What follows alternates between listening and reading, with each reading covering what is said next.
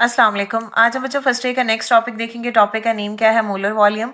अगर आपने इससे पहले वाला लेक्चर देखा होगा तो ये एक्जैक्टली सिमिलर है, सिर्फ कुछ डिफरेंस है वो हम यहाँ पे पढ़ लेंगे। ठीक है, मोलर वॉल्यूम क्या होगा? The volume of 1 mole of an ideal gas at STP. एक मोल ऑफ आइडियल गैस का जो वॉल्यूम होता है उसको मोलर वॉल्यूम बोलते हैं। एसटीपी का मतलब होता है बच्चों स्टैंडर्ड टेम्परेचर एंड प्रेशर। ठीक है, क्या लिखा है यहाँ पे? The volume of the 1 mole of an ideal gas at STP, यानी standard temperature and pressure is called the molar volume.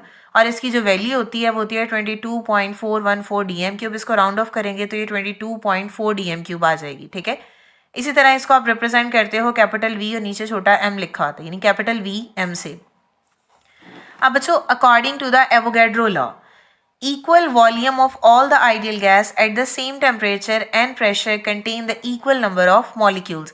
याद है इससे पिछले लेक्चर में हमने क्या पढ़ा था कि चाहे एक एटम है, चाहे एक आइन है, चाहे एक मॉलिक्यूल है, वो 1 मोल के इक्वल होता है। और 1 मोल में जो नंबर ऑफ पार्टिकल्स होते हैं वो 6.02 × 10⁻23 पाए जाते हैं। एटम होगा तो उसकी जगह आप एटम का वर्ड यूज़ करोगे, मॉलिक्यूल होगा तो उसकी जगह आप मॉलिक्यूल का वर्ड यूज़ करोगे, आइन होगा तो उसकी जगह पे आप आइन का वर्ड यूज़ करोगे। ठीक है, तो इसी तरह यहाँ पे भी बच्चों क्या है?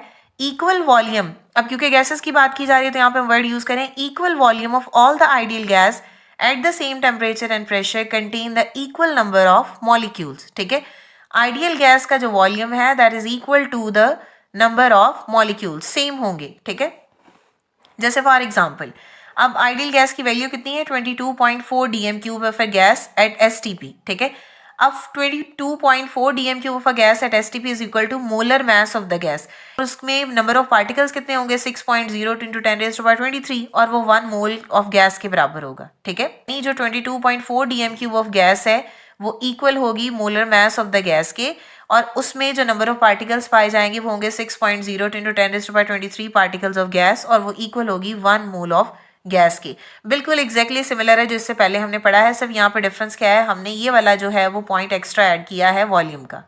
ठीक है, अब चलो एग्जाम्पल देखते हैं, आपको मजीद क्लियर हो जाएगा।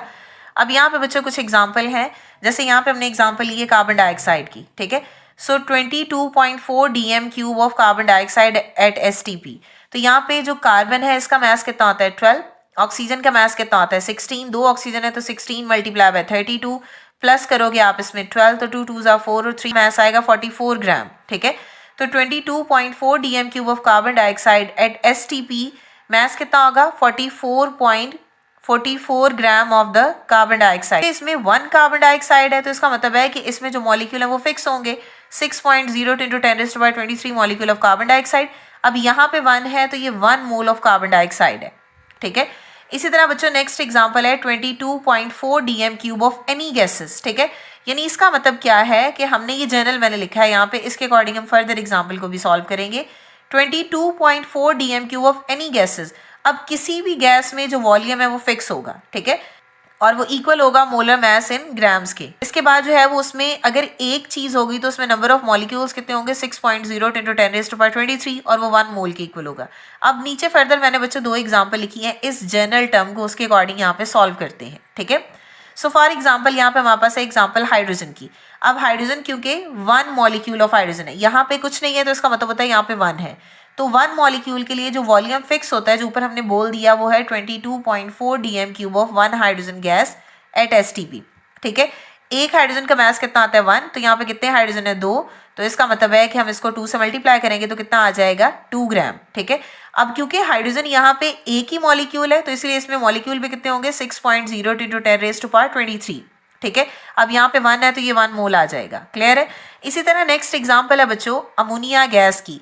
22.4 DM cube of ammonia gas at STP. Nitrogen का मास होता है 14 और एक हाइड्रोजन का मास होता है 1, तो यहाँ पे कितने हाइड्रोजन है? 3 है, तो इसका मतलब होता है 3। तो आप क्या करोगे? 14 में 3 को प्लस करोगे तो हमारे पास आंसर क्या आएगा? 17। तो 22.4 DM cube of ammonia gas at STP कितना मोलर मास है? 17 ग्राम। अब क्योंकि ये एक ही अमोनिया है तो इसमें नंबर ऑफ मॉलिक्यूल भी फिक्स ही होंगे जो कि 6.02 × 10⁻23 है। ठीक है, अब ये 1 है तो यहाँ पे भी ये 1 ही होगा। बच्चों जब तक यहाँ पे मॉलिक्यूल की आप क्वांटिटी चेंज नहीं ना करते तब तक ये वाले मॉलिक्यूल भी चेंज नहीं होंगे। अगर यहाँ पे आप 2 लिखोगे तो आप फिर इस वैल्यू को 2 से मल्टीप्लाई करोगे तो उसी के अकॉर्डिंग मास भी चेंज होगा, फिर यहाँ पे मोल भी 2 हो जाएगा। तो हम जनरली ये कहते हैं कि चाहे एक एटम है, चाहे एक आइन है, चाहे एक फार्मूला यूनिट है, उसमें जो नंबर ऑफ पार्टिकल्स होते हैं वो फिक्स होते हैं और उनकी वैल्यू क्या होती है 6.02 इंटू 10⁻23 और उनके मैसेस उनके फार्मूलाज के अकॉर्डिंग होते हैं। क्लियर है? नेक्स्ट है बच्चों वॉल्यूम ऑफ द गैस। अगर आप फाइंड करना चाह रहे हो तो उसके लिए आपके पास फार्मूला क्या होगा, number of moles multiply by molar volume. ठीक है, तो वॉल्यूम ऑफ गैस को हम रिप्रेजेंट करते हैं कैपिटल वी से, नंबर ऑफ मोल्स को रिप्रेजेंट करते हैं स्मॉल एन से, एंड मोलर वॉल्यूम अभी हमने पढ़ा उसको रिप्रेजेंट करते हैं कैपिटल वी और नीचे एम लिखा होता है। ठीक है, तो ये दो न्यूमेरिकल है, इससे रिलेटेड इसको सॉल्व कर लेते हैं। अब क्वेश्चन है बच्चों यहाँ पे determine the volume of the 2.5 moles of chlorine molecule eight STP. हमने वॉल्यूम फाइंड करना है और हमें मोल गिवन है। ठीक है, तो वॉल्यूम के लिए हमारे पास n multiply by V M ये फॉर्मूला है। तो n की वैल्यू कितनी है 2.5। अब Vm कितना है, पीछे हमने स्टैंडर्ड वैल्यू लिखी है ना 22.4 dm क्यूब। तो आप क्या करोगे 22.4 को 2.5 से मल्टीप्लाई करोगे तो आपके पास आंसर क्या आएगा 56.0 dm क्यूब। ठीक है, ये आंसर है। इसके बाद नेक्स्ट न्यूमेरिकल है what is the volume in a DM cube of 4.7 mole of methane gas at STP. ठीक है, अगेन हमारे पास ये मोल गिवन है, आपने अगेन वॉल्यूम फाइंड करना है। अगेन हमारे पास फॉर्मूला क्या है बच्चों, V is equal to n multiply by Vm। अब इस केस में n कितना है हमारे पास 4.75 मोल। ठीक है, और Vm कितना है जो कि फिक्स है 22.4 dm क्यूब। ठीक है, अब हम क्या करेंगे 4.75 को मल्टीप्लाई कर देंगे 22.4 से, तो हमारे पास आंसर क्या आएगा 106.4 dm क्यूब। ठीक है, तो ये है हमारे पास फाइनल आंसर। तो ये था बच्चों आज का हमारा टॉपिक। आई होप कि आपको क्लियर हो गया होगा। अगर स्टिल कोई भी क्वेश्चन है तो आप कमेंट कर सकते हैं। नेक्स्ट वीडियो तक के लिए अल्लाह हाफिज।